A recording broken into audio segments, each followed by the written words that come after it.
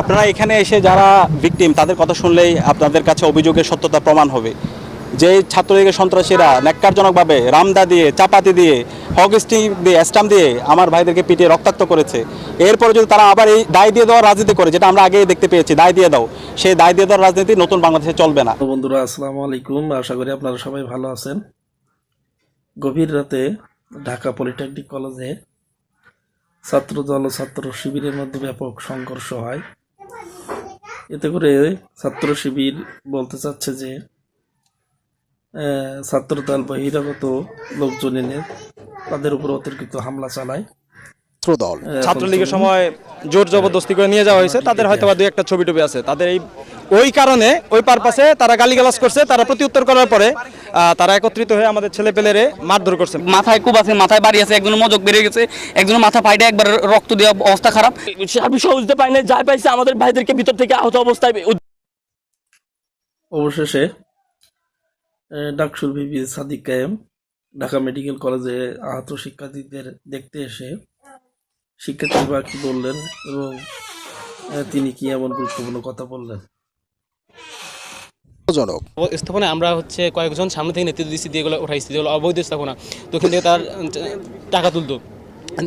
ওই সেদিন থেকেও আমাকে থ্রেট দেওয়া শুরু করছে। স্থায়ীভাবে ছিল, আমাদের সবাই কিনেছিল, পরে প্রতিটা রুমে রুমে যায় আক্রমণ করা শুরু করে দিল।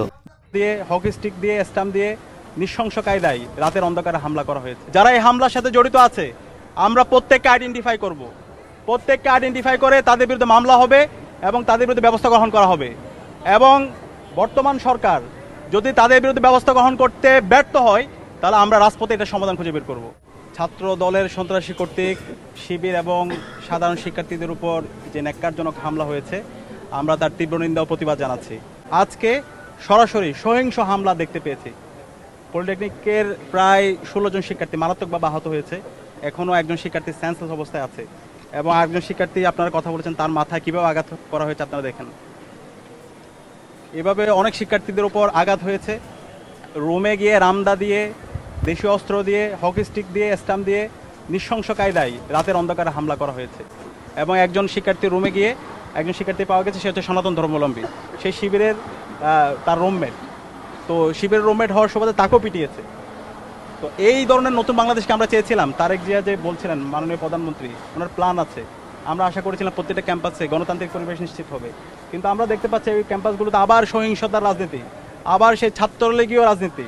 নতুনভাবে কেউ যদি ছাত্রলীগ হয়ে উঠতে চায়, ক্যাম্পাসে শিক্ষার্থীদের উপর নিপীড়ন করতে চায়, হল দখল করতে চায়, ক্যাম্পাসে শিক্ষার্থীদের উপর নিপীড়ন করতে চায়, আমরা বেঁচে থাকতে তা হতে দেব না। আমরা প্রতিবাদ প্রতিরোধ গড়ে তুলব, সাধারণ শিক্ষার্থীদের সাথে নিয়ে আমরা যৌক্তিক আন্দোলন আমরা চালিয়ে যাব।